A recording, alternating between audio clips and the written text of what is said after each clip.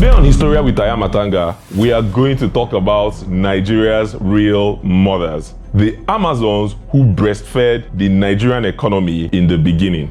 These women fought the British government to a standstill and toppled kings. To tell Nigeria's story without mentioning them would be telling only half of the story. In the olden days, men did control the land, but the women were far from an oppressed minority. It was more of a division of labor, actually. The men ran the farms and did the hunting, but you see trade, na the mama them get am. Even in politics, women had their roles separate from those of the men, and their husbands and brothers were wise enough to stay out of women's business.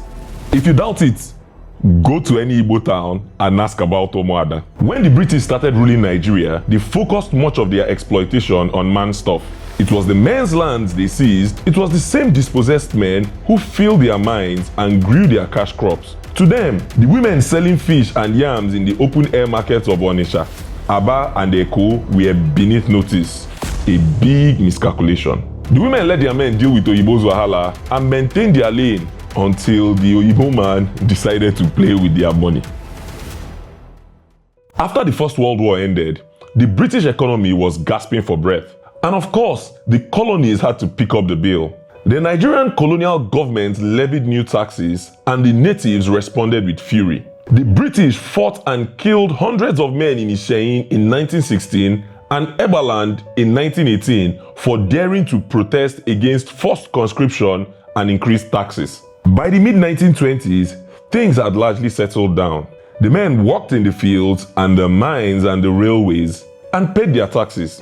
The women were tax exempt for the most part, but then in 1929, the New York stock market crashed and took the economies of the West with it. All of a sudden, the British Empire needed economic stimulus.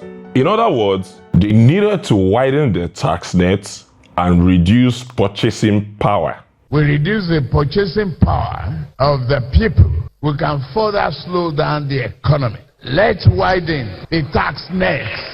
So the British colonial government decided in 1929 to widen the tax net to include women. To do that, of course, they needed to know how much the women had. And that was how on November 18, 1929, a certain Mark Emeruwa walked into a compound in Oloko in present-day Abia State on the orders of Warrant Chief Okugo to count goats and cooking pots belonging to Nwayeruwa Oleka Okpo. Now, the Warrant Chiefs were a creation of the British colonial government and were already unpopular for that reason. Then, to add salt to injury, they were mostly arrogant buffoons who used their newfound power to oppress and extort the locals, which is why the term Kotuma is still an insult in Igbo land to this day. They would call a useless fellow Adema police, Adema Kotuma. All that one no concern Marco. He was very proud of his new white official shirt and he made sure Nwayeruwa knew that he had a big mandate. He asked to count her belongings and Nwayeruwa basically replied, "You don't count your mama goats then finish." Our guy Mark did not appreciate her tone and grabbed her by the throat. Nwayeruwa responded by using her palm oil covered hands to drag his new government issued white uniform. Unfortunately for our guy, she was not a small woman. In chop better beating. After going Aleruchioji on the guy, Nwayeruwa reported the matter to the women's union in Oloko and they went on the warpath. They sent out palm fronts to invite women from nearby towns and by the next day, thousands of women converged on Oloko. The women's union performed what they called sitting on a man on Okugo. They surrounded his seat of office, what you would call his palace, and rained insults on him for days, singing satirical songs and chants. One of the chants went, that is to say, if it were not for the white man, we would have killed Chief Okugo and eaten him up. Their demands were twofold. 1. Fire the warrant chiefs. 2. Perish the idea of ever taxing women. Soon, the matter reached the district officer's ears and he called them for a sit down. When the women laid out their grievances, district officer says a matter don't tie rapper. So he assured the women there was no plan to tax them. An obvious lie. He was just backsliding like Michael Jackson. He then sanctioned His Majesty, the warrant chief, hoping that they could put an end to the matter like that. Unfortunately, by the time the district officer reached a compromise in his office, the matter had grown serious wings. About 10,000 women had turned out in the Bende area and surrounded colonial offices, chanting and singing. This went on for days until one day around the end of November, news arrived that the colonial police had shot and killed 2 women. Prior to that point, Nwayeruwa, being an old widow and highly respected, had managed to keep the protests non-violent. Once the British drew blood, however, violence was on the table. The women blockaded the roads and wouldn't let any Brits pass through. It was this blockade that led to the Hunter incident on December 13. Dr. Hunter was the British colonial medical officer in Aba, and he was driving from Owerenta to Aba when 300 protesters barred the way and refused him passage. Dr. Hunter bulldozed his way through the crowd and struck 2 women. One of them died. The women lost their cool and went after the colonial infrastructure. Over the next 3 days, the women sacked colonial Aba. They brought down telegram poles and then smashed Barclays Bank, the post office, and the Niger Company factories in quick succession. Then they went to Pound Road and broke all the prisoners out of the Pound and attacked the native court. The British colonial government was stunned. Captain James, the district officer of Abak in Calabar, wrote to his Ikotepene counterpart and requested a platoon of troops and literally drew a line in the sand 30 yards in front of his men and told the women, "Do not cross this line, otherwise." Well, the women crossed the line on December 15 and the British officers opened fire on them with their new Huey rapid-fire rifles. They killed 3 women in Abak and 18 others in Utu Etimepo. 19 women sustained gunshot wounds but survived. On December 16, the women of Opobo marched to Consular Beach with a clear list of demands. Promise not to count women's property, promise not to tax them or charge rent on market stalls, and remove MacPeple as chief of Opobo town. Unknown to them, the resident in Calabar, Mr. Falk, had written to the Opobo district officer, Mr. Whitman, and told him to prepare for any eventualities and use the severest measures on rioters. When the women presented their demands, the district officer refused and ordered the police to fire on the crowd of unarmed women. More than 30 women died that day. The cowardly Mr. Whitman would later try to weasel his way out of accountability by giving the excuse that the fence sounded like it was about to fall and he believed the women would attack him and the gunmen with him. After killing more than 50 women and injuring many more, the British saw the danger they were in and shelved the plan to tax women for a while. They then threw together the Aba Commission to investigate the matter and ended up calling it the Aba Women's Riot in an act of dishonest narrative control. It was not a riot, it was a war, and the women of eastern Nigeria won that war without firing a single shot. The warrant chiefs lost a significant portion of their power and prestige, and the women had proven to the Brits that they had steel in their backbones. While the British were shooting women in eastern Nigeria, another woman was cooking them in Lagos. Meet Chief Halimotu Pelewura, the first Iyalode of Lagos.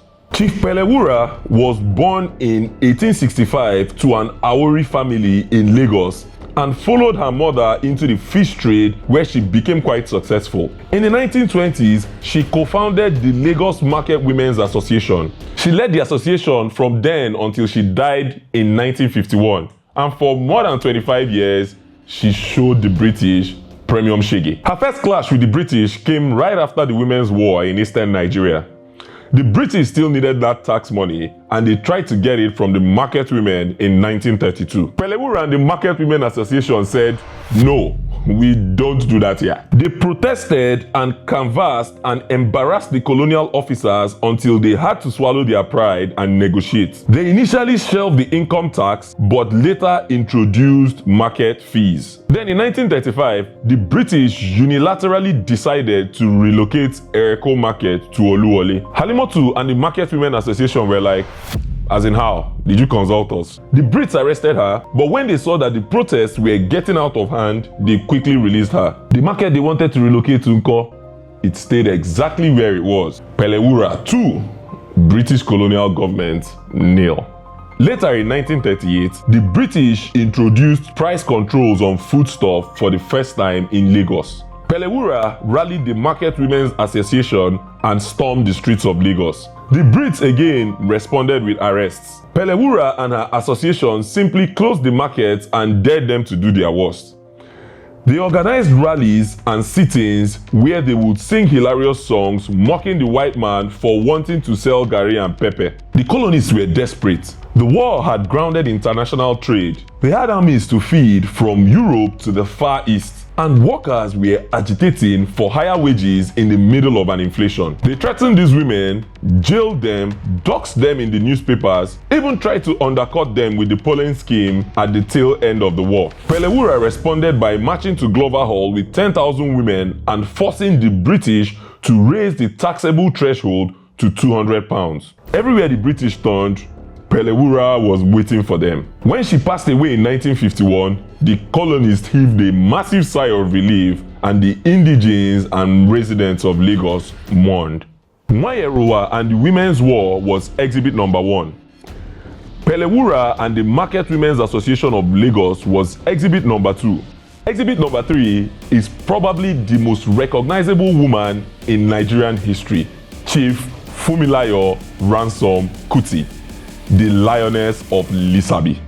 She was born Abigail Frances Olufunmilayo Thomas on October 25, 1900 in Abeokuta to pretty well-off parents. She attended Abeokuta Grammar School and later Wincham Hall School for Girls in England.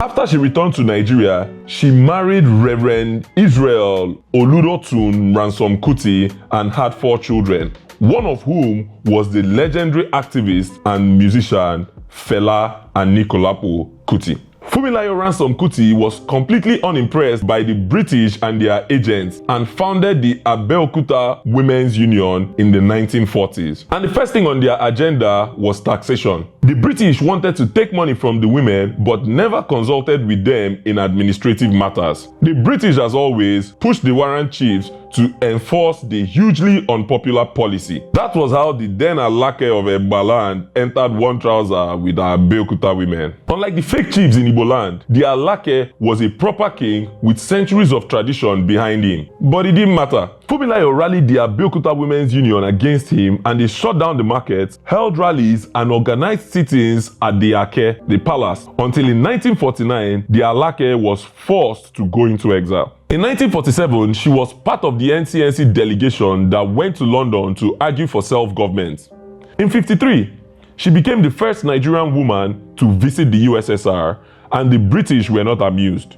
She no kukuma send. That same year, she was given the title of Iyalode, but it was just confirmation of what people knew already. Unlike Pelewura, she lived to see the backs of the British in 1960. The lioness of Lisabi was murdered in 1978 when the Nigerian army raided her son Fela's house because, like his mother, he dared to speak out against injustice. Kai! Person wey British Empire dey fear to touch, na him private so and so just end them like that. Now wow. Anyway, there you have it.